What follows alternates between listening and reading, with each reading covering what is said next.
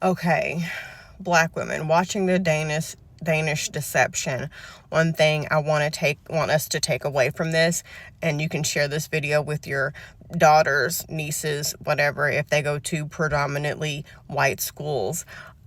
So when you go to a predominantly white school, when you are the token Black person, when you are the only person who is Black and everybody else is white, you have two choices. You can either do the work and fight to continue to be yourself and advocate for yourself and stand up for yourself and keep your individuality, or you can find that exhausting and not want to do that at all and think that there is some kind of social currency in being in proximity to whiteness, and you will start to assimilate to that whiteness, whatever that looks like. And then when you go in these social circles and you see that all the white guys are going for the white girls and they're overlooking you and acting like you're invisible, bear in mind, you're not ugly, you're just Black.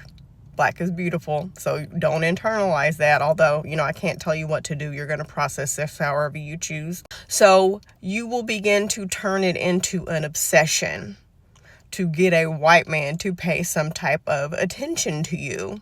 And what winds up happening, which is what I think happened in this Danish Deception situation, is when this white man finally chose her, holy shit, they chose me.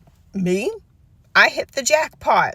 And that begins to become your obsession, your prized possession, the fact that you got a white person to choose you, to pay you some attention. And everybody's sitting here trying to figure out how was she able to overlook all these red flags. I know she saw the red flags because there were several moments when she would say he would do this off the wall weird thing, and I never caught him in a lie, so I just went with it. Those were the moments where she knew what was happening, where she knew what was wrong. But she valued having his attention and being in that relationship over anything, because in her mind, what I'm thinking, in her mind, she would never get that type of opportunity to have attention from a white man ever again. So she would have to hold on to that for dear life. White men are definitely not the prize, especially a broke white man. I mean, this whole world was built for you to be able to succeed, and you're still failing? What a joke. Men are men. I say this all the time. I want women to broaden their horizons and be open to all kinds of men, but that doesn't mean that those men are better than Black men. I've never said that. I even cussed somebody out once for thinking something like that. I've dated damn near every ethnicity because I'm a hoe, and they're no better. However, if marriage and relationships is what you want, broaden your horizons to give yourself some more options. That's my only point. But a lot of these women, when you assimilate, when that becomes your obsession, when being chosen by a white man becomes your whole thing, you will forgive things that you should not be forgiving so that you can continue to have their attention. You will do some stupid shit to prove yourself to these white people who don't value you. You're just the person in the friend group that they can say racist shit and then say, I'm not racist because I have a Black friend. You're just someone who makes them feel like a white savior, who makes them feel good about themselves because they know a Black person. They're still going to say and do racist shit.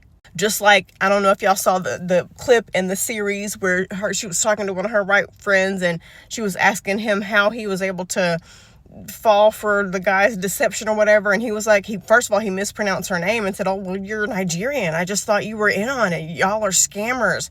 And she just said it like, oh, what'd you have for lunch? Like it was no big deal. And low racial self-esteem is real. You have to validate yourself. You will have to do the tireless work of standing up for yourself and advocating for yourself and learning about who you are and taking pride in that. Because if you don't, you will be swept up in the waves of this tsunami of whiteness that was never made for you. It's not made for us. You will never be accepted amongst them. I don't care how much you try to talk like how you think a white person talks. I don't care how you do your hair. I don't care the music you listen to because you think they might like it, the places you go, whatever.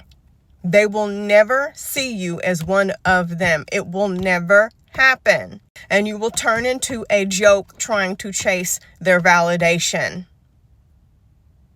And I know it might be lonely if you're in a place where there's predominantly white people and it's just you, but you should choose that over trying to chase validation. It's like chasing a mirage.